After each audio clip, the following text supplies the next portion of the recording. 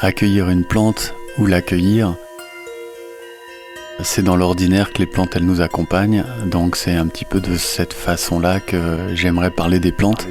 Vital, une chronique végétale sur les plantes ordinaires. Avec Xavier Dunant, herbaliste, nous vous avons concocté cette chronique sur les plantes ordinaires. Comment pouvons-nous regarder les plantes, les manger ou se soigner avec ? Qu'ont-elles à nous apprendre ? Leur manière de résister ou d'évoluer ? Si on prend pas soin des plantes et si on prend pas soin de les regarder, peut-être que justement elles vont nous laisser disparaître.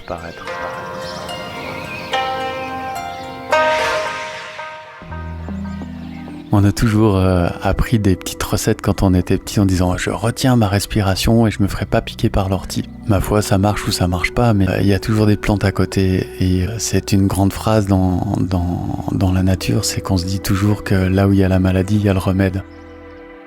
Alors, allons voir du côté de l'ortie, rien de plus ordinaire que des orties.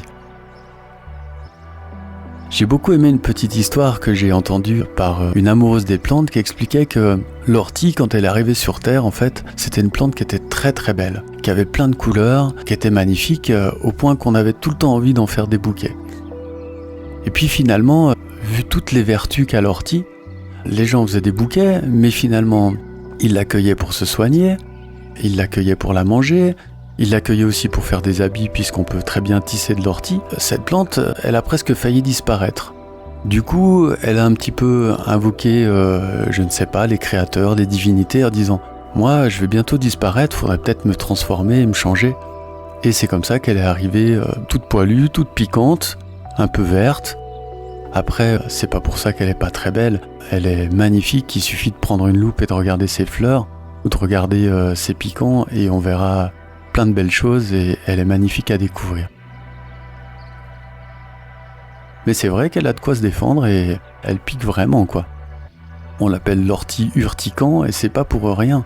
Je disais que c'est une plante magnifique parce qu'elle est remplie de vertus.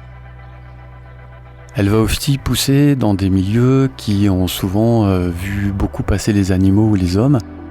Il y a beaucoup de nitrates dans ces lieux-là. Donc l'ortie, elle pousse dans un endroit qui n'est pas forcément très agréable, mais qui va nous amener tellement de qualité. Donc elle va le transformer, mais elle peut aussi nous transformer. Donc on va retrouver par exemple un truc qu'on n'imagine pas. Dans l'ortie, il y a 10 fois plus de vitamine C que dans une orange. Donc c'est là, c'est à côté de nos portes et c'est gratuit. Alors bien sûr, à ce moment-là, si on veut profiter de la vitamine C, il faut manger l'ortie crue. Si on la fait cuire, on va tuer la vitamine C. Il y a aussi de la silice, du fer, énormément de choses qui composent notre corps, dont on a besoin régulièrement et tous les jours. Donc on n'a plus qu'à s'inviter à aller fréquenter un peu plus l'ortie, de la savourer et puis de la goûter. Alors quand elle est toute petite, c'est plus facile, elle pique pas beaucoup. C'est pour ça qu'au printemps, on est tout content de faire des soupes d'ortie, d'aller cueillir des orties, qui donnent un goût savoureux. On peut faire des tisanes aussi qui sont très sympas. Et puis on peut prendre les grandes feuilles qui piquent beaucoup, les faire cuire simplement comme des épinards par exemple, à l'étouffer ou à la vapeur, et puis on va goûter des orties. Voilà, l'ortie, c'est une plante qui a aussi beaucoup évolué à travers les âges, donc elle est toujours juste et un bon compagnon dans nos vies.